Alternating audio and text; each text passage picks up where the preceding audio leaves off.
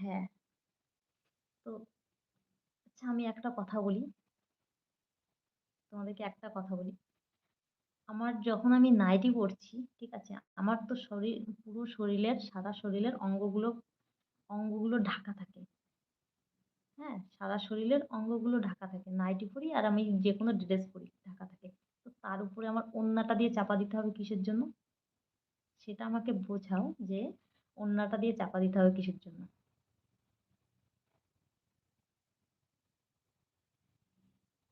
আমাকে এটা বোঝাও যে আমি যখন নাইটি পরে আছি, আমার শরীরটা পুরো ঢাকা রয়েছে।